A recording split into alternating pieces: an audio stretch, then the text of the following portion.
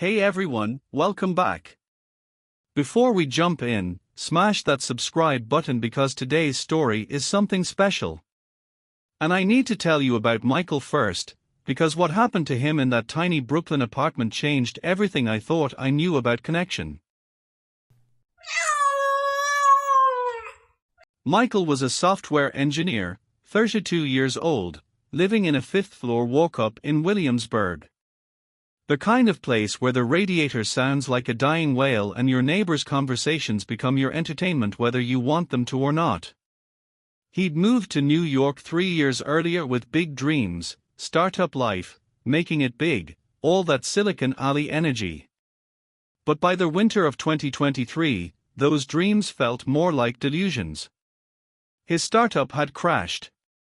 His co-founder had bailed. His savings were evaporating. And worst of all, he felt invisible. Like he could disappear and it would take weeks before anyone noticed. It was January, one of those brutal New York winters where the wind cuts through your coat like it's made of paper. Michael was working the overnight shift at a 24-hour diner in Manhattan, bussing tables, trying to make rent. He'd get home around 6 a.m., climb those 5 flights of stairs, collapse into bed, and sleep through the day. Rinse and repeat. He told me later that he'd stopped looking at his phone because seeing his old colleagues posting about their successes felt like swallowing glass. He'd become a ghost in his own life. One night, actually, early morning, around 4 a.m., he's walking home from the subway. The streets are that special kind of empty that only happens in the dead hours. And he hears it. This crying sound coming from behind a dumpster outside a closed bodega. He almost keeps walking. He's exhausted, his feet hurt, he just wants to get home. But something makes him stop. Something makes him look. There's this cat. Not a kitten, but not quite full-grown either. Maybe 7, 8 months old. Gray and white, with these enormous green eyes that catch the streetlight. The cat is shivering, obviously starving, and there's something wrong with its left front paw, it's holding it up, not putting weight on it. Their eyes meet, and Michael said it felt like getting hit by lightning. Just this instant, overwhelming sense of, oh no, this is about to change everything. He didn't have cat supplies. Didn't have money for a vet. Didn't even particularly like cats, he'd always been more of a dog person, theoretically, though he'd never had any pets. But he took off his jacket, wrapped it around this cat, and carried it up those 5 flights of stairs. The cat didn't fight, didn't scratch. Just tucked its head against Michael's chest and started this rattling, desperate purr. That first night was chaos. Michael gave the cat some chicken from his fridge, filled a cardboard box with an old towel for a bed, put out a bowl of water. The cat devoured the chicken, drank half the water, limped into the box, and passed out. Michael watched it sleep for an hour before he could even think about sleeping himself. Something about seeing this broken, trusting creature in his apartment made him feel something he hadn't felt in months. Needed. Useful. Like maybe his presence in the world actually mattered. He named the cat Cooper. Don't ask him why, he just looked like a Cooper. The next morning, Michael took Cooper to a free clinic in Queens, 2 subway rides and a bus, carrying a makeshift cardboard carrier. Turned out Cooper had a fractured toe, probably from getting it caught in something. Nothing that wouldn't heal, but it needed to be wrapped. The vet was kind, didn't judge the obvious poverty situation, and when Michael asked how much it would cost, the vet just said, first visits on the house. Just take good care of him. Michael cried on the subway ride home. Just completely broke down. Because that small act of kindness, that simple acknowledgement that he and Cooper mattered, it cracked something open inside him that he'd been keeping locked tight.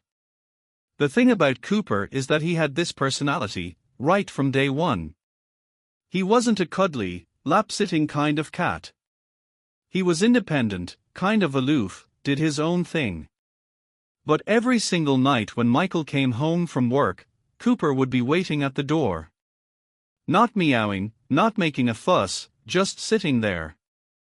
And when Michael sat down on his beat-up couch, Cooper would hop up, settle exactly one cushion away, never touching, but always close, and that was it.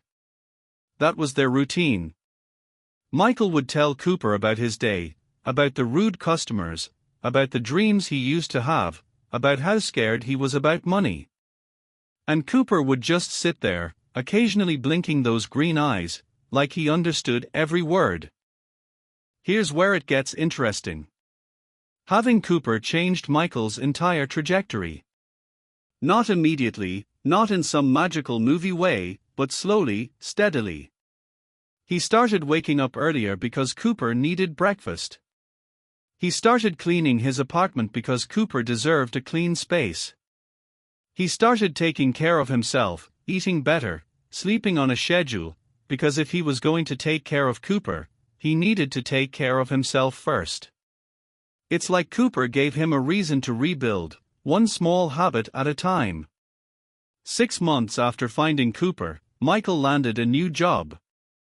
Not his dream job, but a decent developer position at a mid-size company. Nothing glamorous, but it paid the bills and then some. He moved to a better apartment in Astoria, a real one-bedroom with actual heat and windows that closed properly. He bought Cooper a proper cat tree, the fancy kind with multiple levels. Cooper used it exactly once, then went back to sleeping on the radiator. Classic cat move. But here's the thing that gets me, the thing that Michael told me over coffee last year that I can't stop thinking about. He said, that first night, when I found Cooper behind the dumpster, I was walking home from my shift, and I'd made a decision. I was done. With New York, with trying, with all of it. I was planning to pack up and move back to Ohio, back to my parents' house, back to admitting defeat. And then there was Cooper. And suddenly I had a reason to stay. Not a big reason, not a career opportunity or relationship or anything impressive. Just this injured cat who needed me. And it turns out that was enough. That was more than enough. See, that's the thing about cats, about pets in general, but especially cats because they are so particular about who they trust. When a cat chooses you, when they decide you're worth their time and affection, it's not based on your bank account or your job title or how many Instagram followers you have. It's something deeper. It's something pure. Cooper didn't care that Michael was broke and scared and working overnight at a diner. Cooper just cared that Michael showed up. That Michael was kind. That Michael was there. The science backs this up in ways that are honestly kind of beautiful. When you interact with a cat, when you pet them and they purr and you feel that little motor running against your hand, your brain releases oxytocin. That's the bonding hormone, the same chemical that floods a mother's brain when she looks at her baby. It's literal, chemical proof that these connections matter, that they are real, that they are powerful. And it goes both ways. The cat's oxytocin levels rise too. You're both getting the same hit of connection, the same reminder that you're not alone in this weird, hard world. Michael and Cooper have been together for almost 2 years now. Cooper's paw healed perfectly. His filled out, healthy, has this glossy coat that catches the light. His still not a lap cat, still maintains that one cushion distance, but every night without fail, there he is. Michael's life has stabilized. He's dating someone now, actually, someone he met at a cat cafe of all places. His career is back on track. He's started saving money again, thinking about the future instead of just surviving the present. And through all of it, through every change and challenge, there's Cooper. Constant. Reliable. Proof that one moment of choosing kindness over convenience can redirect an entire life. You know what kills me about these stories? How close they come to not happening. Michael almost didn't stop. He was exhausted, emotionally done, just wanted to get home. Cooper almost didn't survive a few more days in that cold, with that injury, and who knows. But they found each other in that moment, in those dead hours between night and morning when the world feels empty and anything seems possible. And now neither of them is alone. This is what I'm talking about when I say cats save us. Not in some abstract, poetic way. In real, tangible, measurable ways. They give us routines that pull us out of depression. They give us responsibility that keeps us accountable. They give us company that eases loneliness without demanding conversation. They give us tiny, daily reminders that we matter, that our presence makes a difference, that we're capable of being needed and rising to meet that need. Every cat owner has their version of this story. The details change, different cities, different circumstances, different cats, but the core remains the same. There's a moment. There's a choice. There's a connection. And then everything is different. Not perfect, not solved, not magically fixed. But different. Better. Manageable. Because you're not facing it alone anymore. Michael sent me a photo last week. It's Cooper, lying in that patch of afternoon sunlight that comes through the Astoria apartment window, stretched out like he owns the place. Which, let's be honest, he does. And underneath the photo, Michael wrote, 2 years ago I was ready to give up. Now I'm planning next year's vacation. All because I stopped for a cat. Best decision I ever made. That's it, right there. That's the whole thing. Sometimes the biggest changes in our lives come from the smallest decisions. Sometimes saving someone else is actually saving yourself. Sometimes the universe puts exactly what you need right in front of you, and all you have to do is stop. Look. Choose kindness. The rest figures itself out. So here's my question for you, and I want you to really think about this. When was your moment? When did your cat choose you? What were you going through when they showed up? How did they change everything? Drop it in the comments because I genuinely want to know. These stories matter. Your story matters. And hey, if you're going through something right now, if you're in that place where Michael was, exhausted, invisible, ready to quit, I want you to know something. Your moment is coming. Maybe it's a cat.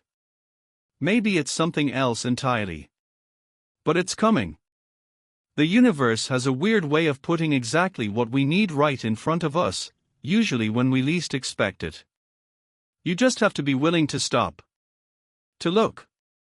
To take that chance on connection even when it seems impractical or impossible or like one more thing you can't handle. Because here's what I've learned from years of hearing these stories, from watching these bonds form and grow and change lives. We're all stronger than we think. We're all more resilient than we know.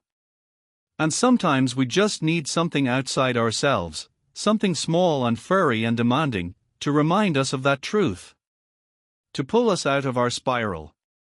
To give us a reason to wake up tomorrow and try again.